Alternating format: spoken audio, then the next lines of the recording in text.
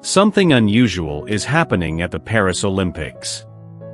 There's a hidden message here that many have missed, so pay close attention.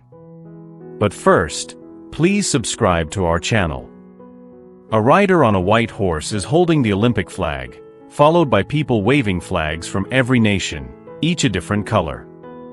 Now look at this line from Revelation chapter 6 verse 2. And as I looked, I saw a white horse, and the rider had a crown and a bow, and he rode out to conquer.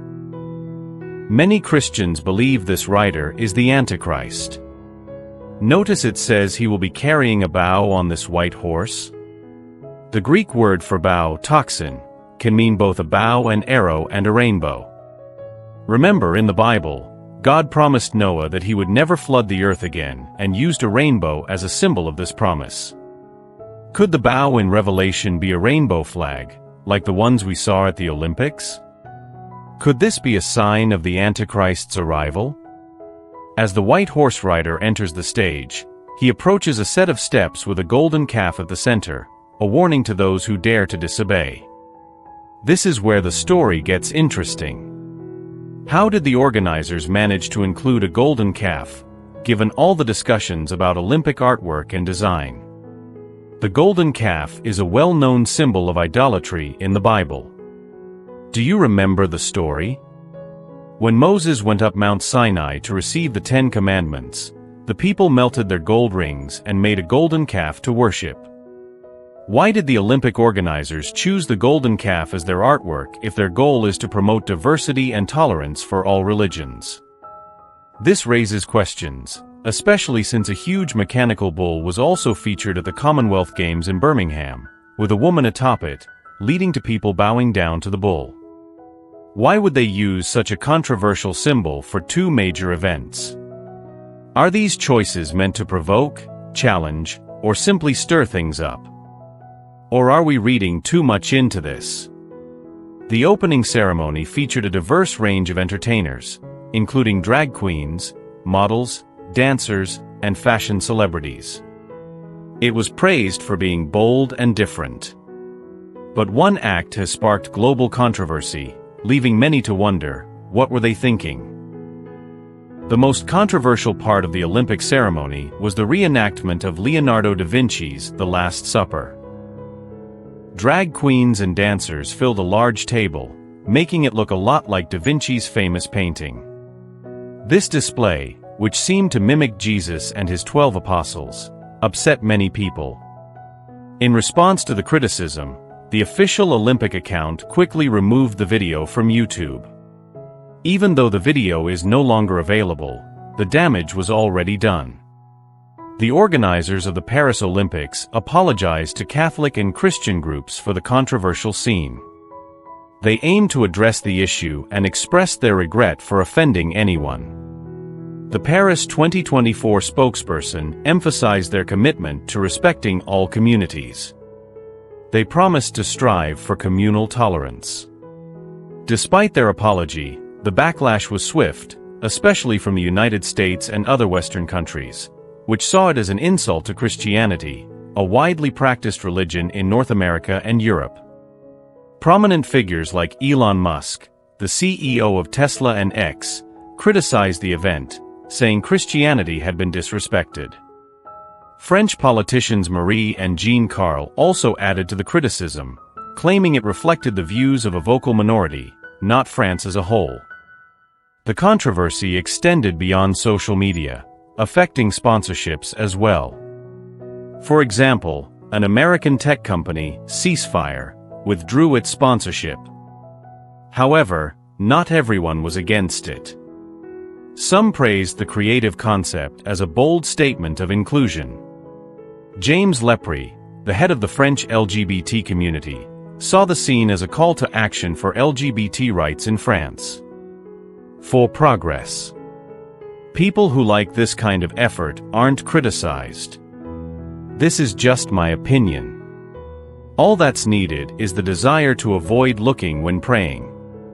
However, it's clear what message the Olympics were trying to send to Christians. They seem to want to provoke and annoy. Many find it hard to accept their apologies and their claim that they didn't mean to cause trouble. Many believe the organizers knew exactly what they were doing.